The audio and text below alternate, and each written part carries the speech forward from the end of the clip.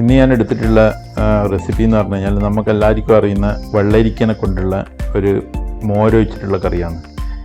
ഇത് നമ്മുടെ വീട്ടിലെല്ലാവരും സാധാരണയായിട്ട് ഉണ്ടാക്കുന്നതാണ്. പക്ഷേ എല്ലാവർക്കും അറിയണമെന്നില്ല ഇതെങ്ങനെ ഉണ്ടാക്കുന്നതെന്ന്. അതുകൊണ്ട് ഞാൻ എടുത്തതാണ്, അറിയാത്ത കൂട്ടർക്ക് എങ്ങനെ ഉണ്ടാക്കുന്നതെന്ന് അറിയാൻ വേണ്ടിയിട്ട്. അപ്പോൾ ഇതിന് വേണ്ടിയിട്ട് ആ വെള്ളരിക്ക എടുത്തത് തോലെല്ലാം കളഞ്ഞ് അതിൻ്റെ നടുവിലുള്ള അതിൻ്റെ കുരുവെല്ലാം കളഞ്ഞിട്ട് ചെറിയ പീസാക്കിയിട്ട് കട്ട് ചെയ്ത് എടുക്കണം. ചെറിയ പീസ് എന്ന് പറഞ്ഞാൽ അധികം ചെറുതാക്കണ്ട, ഒരു മീഡിയം സൈസ് പീസാക്കി കട്ട് ചെയ്തെടുത്ത് നല്ലോണം കഴുകി നമുക്ക് ചട്ടിയിലാണ് ഈ മോര് വെച്ചിട്ടുള്ള കറികളെല്ലാം ഉണ്ടാക്കി കഴിഞ്ഞാൽ അതിൻ്റെ ഒരു ടേസ്റ്റ് കൂടുക. അപ്പോൾ ഞാനൊരു ചട്ടി എടുത്തിട്ടുണ്ട്.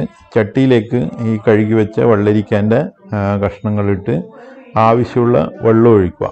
ആവശ്യമുള്ള വെള്ളം ഒഴിച്ച് പിന്നെ എന്നാ വേണ്ടതെന്ന് വെച്ച് കഴിഞ്ഞാൽ നമുക്ക് ആദ്യം തന്നെ കുറേ വെള്ളം ഒഴിക്കേണ്ട ആവശ്യമില്ല. ആവശ്യത്തിന് മാത്രം വെള്ളം ഒഴിച്ചിട്ട്, ഇനി ഇത് കുക്കറിലാണ് ഉപയോഗിക്കുന്നുണ്ടെങ്കിൽ കുറച്ച് വെള്ളം ഒഴിച്ചാൽ മതി. ചട്ടിയിലായതുകൊണ്ട് ഞാൻ കുറച്ചധികം എടുത്തിട്ടുണ്ട്. ആവശ്യത്തിനുള്ള ഉപ്പിടുക, പിന്നെ കുറച്ച് മുളക് പൊടി ഇടുക, പിന്നെ മഞ്ഞൾപ്പൊടിയും ഒരു 1/2 ടീസ്പൂൺ മഞ്ഞൾപ്പൊടിയും ഒരു ടീസ്പൂൺ മുളക് പൊടിയും ഇട്ടിട്ടുണ്ട് ഞാൻ. അപ്പോൾ ഇത് രണ്ടും ഇട്ടിട്ട് നമുക്കിത് വേവിച്ചെടുക്കാം. ഇപ്പം വേവിക്കാൻ വേണ്ടി ഞാൻ ചട്ടിയിൽ വെച്ചിട്ട് അടുപ്പത്ത് വെച്ചിട്ടുണ്ട്, അടച്ചു വെച്ചിട്ടുണ്ട്. അപ്പോൾ അത് വേവുന്നതിലിടക്ക് നമുക്ക് ഇതിന് ആവശ്യമുള്ള തേങ്ങ അരച്ചെടുക്കാം. അപ്പോൾ ഞാനൊരു മിക്സീൻ്റെ ജാറിൽ ഒരു 4 ടേബിൾ സ്പൂണ് തേങ്ങയും 2 വറ്റൽമുളകും പിന്നെ കുറച്ച് ജീരകവും ഒരു ടീസ്പൂൺ ജീരകവും ആവശ്യത്തിന് വെള്ളവും ഒഴിച്ചിട്ട് നല്ലോണം അരച്ചെടുക്കുന്നുണ്ട്. ഒരു 3 മിനിറ്റ് അരക്കുമ്പോഴത്തേക്ക് തന്നെ ഇത് നല്ലോണം അരിഞ്ഞ് കിട്ടും. ഇത് അരച്ചിട്ട് നമുക്കൊരു പാത്രത്തിലാക്കിയിട്ട് വെക്കാം.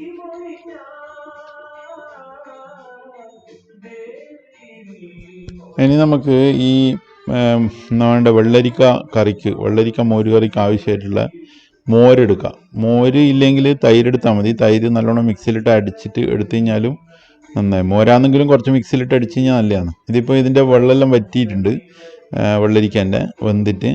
അതിൻ്റെ അകത്തേക്ക് നമ്മളെ തേങ്ങ അരച്ചത് ചേർത്ത് കൊടുക്കുന്നുണ്ട്.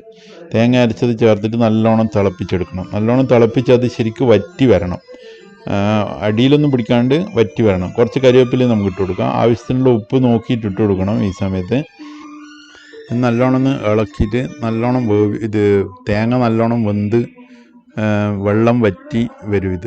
ആ സമയത്ത് നമുക്ക് തീ ഓഫാക്കണം. ഇപ്പോൾ ഏകദേശം വെള്ളം വറ്റിയിട്ടുണ്ട്. കുറച്ചും കൂടി ഒന്ന് കഴിഞ്ഞിട്ട് നമുക്കത് ഓഫാക്കാം. അപ്പോൾ ചട്ടി കുറച്ച് വെള്ളം കുടിക്കും ഇതിൻ്റെ. അപ്പം ഇത് നല്ല ഡ്രൈ ആയിട്ട് കിട്ടും. ഇപ്പോൾ ഏകദേശം നമ്മളെ വെള്ളം നല്ലോണം വറ്റിയിട്ടുണ്ട്.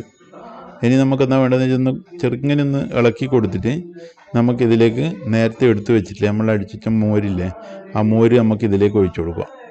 ചൂടാക്കേണ്ട ആവശ്യമില്ല. മോര് ഒഴിച്ചിട്ട് നമുക്കിത് വാങ്ങി വെക്കാം. നല്ലോണം ഇളക്കി കളയാൻ, കാരണം ചട്ടിക്ക് ചൂടുണ്ടാവും. അതുകൊണ്ട് മോര് ശരിക്കും നല്ലോണം ചൂടായി വരും അതുകൊണ്ട് ഇനി ഇത് ചൂടാക്കേണ്ട ആവശ്യം വരുന്നില്ല. ചെറിയൊരു ഉപ്പിൻ്റെ കുറവുണ്ട്. അപ്പോൾ കുറച്ച് ഉപ്പിട്ടിട്ടൊന്ന് ഇളക്കിയിട്ട് ഇത് മാറ്റി വെക്കാം നമുക്ക് ഈ കറി. പിന്നെന്താ വേണ്ടതെന്ന് വെച്ച് കഴിഞ്ഞാൽ നമുക്കിതിൻ്റെ അകത്ത് ഇനി വറുത്തിടണം. വറുത്തിടാൻ നമ്മൾ ഉപയോഗിക്കുന്ന എന്തെല്ലാമെന്ന് വെച്ച് കഴിഞ്ഞാൽ വെളിച്ചെണ്ണ, കടുക്, പിന്നെ ചുവന്ന മുളക്, ഉലുവ, കറിവേപ്പില, പിന്നെ അത്യാവശ്യത്തിന് ഒരു മണത്തിന് വേണ്ടിയിട്ട് നമ്മൾ കുറച്ച് കാശ്മീരി ചില്ലി എടുക്കുന്നുണ്ട് വറവിൻ്റെ അകത്ത് ഇടാൻ വേണ്ടിയിട്ട്. അധികം വേണ്ട ആവശ്യമില്ല, കുറച്ച് മതിയാവും. അതൊരു സ്മെല്ലിന് വേണ്ടിയിട്ടാണ്. കറീൻ്റെ ഒരു നല്ലൊരു സ്മെല്ല് വരും അതിന്. കടുക് പൊട്ടിയതിന് ശേഷം മാത്രമേ നമുക്ക് മറ്റുള്ള സാധനങ്ങൾ ഇടാം. കടുക് നല്ലോണം പൊട്ടണം. നല്ലോണം എണ്ണ ചൂടായതിന് ശേഷം മാത്രമേ കടുക് ഇടാം. കുറച്ച് ഉലുവയിട്ട്, ഉലുവ കരിഞ്ഞു പോറേ. അപ്പം ഉലുവയിട്ട് പിന്നെ അതിൻ്റെ അകത്ത് ചുവന്ന മുളക് പൊട്ടിച്ചിടുക. ഇനിയാണ് ഇടേണ്ടത് കാശ്മീരി ചില്ലി. കുറച്ചിട്ടാൽ മതി ഒരു സ്മെല്ലിന് വേണ്ടിയിട്ട്. കറിവേപ്പിലയും കൂടിയിട്ട് നല്ലോണം ഒന്ന് ചൂടാക്കിയതിന് ശേഷം നേരെ കറിയിലേക്ക് ഇത് ഒഴിച്ചു കൊടുക്കുക.